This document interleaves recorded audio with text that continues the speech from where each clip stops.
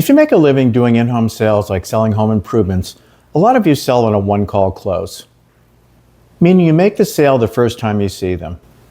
In my 35 years in this business, all of the 16,000 homes I've sold in were a one-call close environment. A one-call close is something that is an art and is still done a lot today. A lot of people don't like it, meaning either the salesperson, then you're probably in the wrong job, or the customer, because it conjures thoughts of the old-time siding salesperson or stereotype used car salesperson, i.e., meaning just annoying high pressure with no integrity. It's what the amateurs, or what I call the Neanderthal type of salespeople, do when they try to one-call close. However, if it's done right, it can be professional, have integrity, and be a pleasant experience for the customer. P.S. In case you didn't know, the Neanderthals are extinct. In this video, I'm going to share with you the number one thing I do that helps me one-call close someone. I call it a secret because I really haven't heard anyone talk about this, but I can assure you it works and has helped me and people I've trained make a lot of money. Please listen to the end so you don't miss anything. Now, if you like these type of videos, please subscribe to help me, or if you want more free training, check out the link in the description below.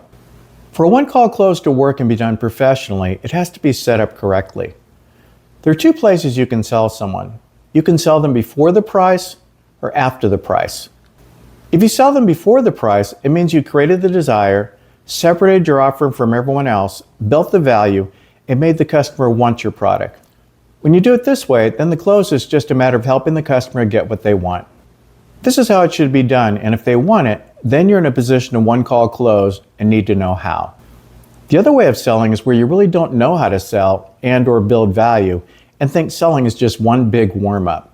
Then when you're in the close, you have to high pressure them into buying because you haven't really sold them.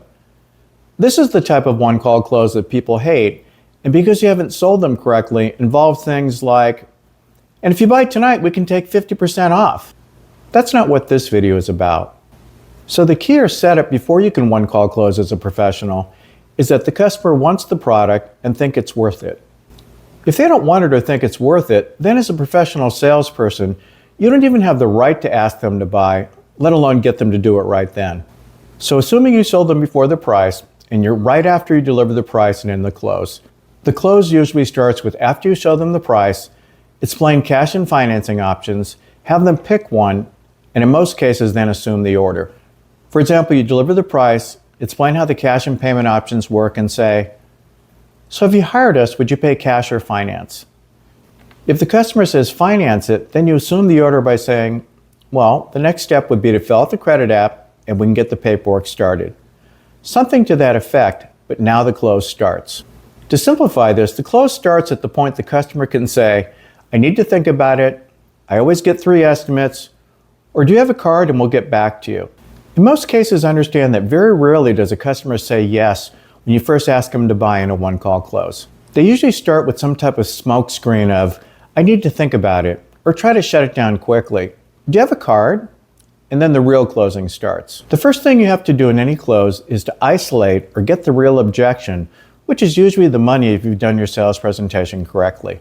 Remember, if after your sales presentation, you've made them want what you're selling, what other possible excuse could there be other than the money? For example, if your product was $20, how many of them would buy? Now, if you didn't say all of them, then you're not losing it in the close, but the sales presentation. So when you're closing, the first thing you have to do is clarify or identify the objection. You have to clarify it first to turn it. Do you have a card is not something you can turn. Then after you identify the objection, you have to isolate it, meaning that there are no other issues besides that. Otherwise, if you don't isolate the objection, they say it's this, like it's too much money. Then when you handle that, they say, oh, and it's this too. Then you handle that, and they say, oh, what about this? It can go on forever, which is why you have to isolate the objection by saying, so other than the money, do you have any other concerns? No. Now it's isolated. One of the biggest problems in clarifying and isolating the objection is that a lot of times the customers are hesitant to give you the real objection or tell you what's really going on because they're scared of you pressuring them if you tell them what it really is. That's why the hardest people to sell are the ones who don't say anything and just shut it down. I have to think about it. Oh, well, do you have any questions? No, I just need a card so I know who to call.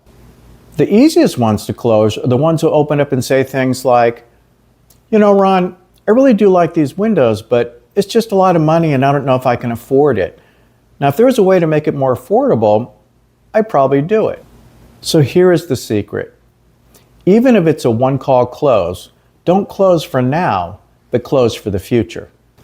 Let me explain. Let's start with the brutal shutdown. Do you have a card? And I'll get back to you. Most salespeople still try to close and it sounds pressuring. Well, what do you have to think about? Well, what will we have to do to earn your business today? That's the amateur salesperson I was talking about. Now listen to what it sounds like if you close for the future. Do you have a card? No problem. Here it is. Now, do you mind if I ask you a question so I make sure I leave you with the right information? Sure. What's your biggest concern that you'll be thinking about? Is it the window or is it the price? Or whatever your favorite way is to bring it to the money. Don't close for doing it now, close for doing it in the future. By close, I mean figure out what the real issue is, then solve the problem. Which way would the customer open up more to you if you said, well, what do we have to do to earn your business today? Or you said, no problem, I don't want you to do it now. I'd just like to know your biggest concerns so I can leave the information, then you can think about it and call me when you're ready. When the problem is solved, then you can create urgency however your company has you do it, whether it's a today discount, sales price, etc. Closing for now brings up the guard, and closing for the future lowers the guard. This is huge. This concept turned me from an order taker to a closer. Even if they're hardcore fighting you, this is how it works. So if you ever hired us, would you pay cash or finance? Oh, I'd probably finance it. Well, the next step then is we'd have you fill out a credit app and we'll get you approved and you can get your new bathroom in about 3 months. Oh, I'm not going to do anything right now. In fact, do you have a card? I need to think about it and I'll call you back in about a week. Okay, well, here's my card. Do you mind if I ask you a question though, so I know what information to leave you? Sure, but like I said, I'm not going to do anything right now. I told you that I have to think about it. Oh, that's totally fine. In fact, tell me if this is okay. Sure. I want the best chance of earning your business. Does that make sense? Yeah, it makes sense. And the only time I'm going to come back is if you decide to place an order, right? Correct. So what I'm trying to do is figure out what your biggest concerns are right now. That way I can leave you the information, you can think about it, and then call me whenever you're ready. Oh, okay. So what are your biggest concerns right now? Well, Ron, I really like the bathroom. I guess at this point it's just the price. It's a lot of money. Okay. So other than the money though, do you definitely want the bathroom? Yes, I do. So can I show you options on the payment? That way you have enough to think about? Sure. Then what you're going to do is work through what you need to solve the problem, which in this case is to make it affordable to them. Then when you've solved the problem, either they will do it or it will be solved, but just missing the urgency. Okay, Ron, that sounds good. I can handle that payment. Everything is great. Just give me a day like I mentioned. Oh, a day that quickly? Well, if it's that quick, you might be interested in this. Now do your today discount if you have one. So by closing for the future, you lowered the guard so you could handle the objection and solve the problem. If you had tried to close for today from the start, you would have never gotten that far. I hope this helps, and if you need to, listen to this a couple of times as it's deadly. Deadly in a good way. Now, if you want to know more about bringing it to the money in the close, check out the video on closing training, how and why to bring it to the money, or the playlist on closing listed above. Happy selling!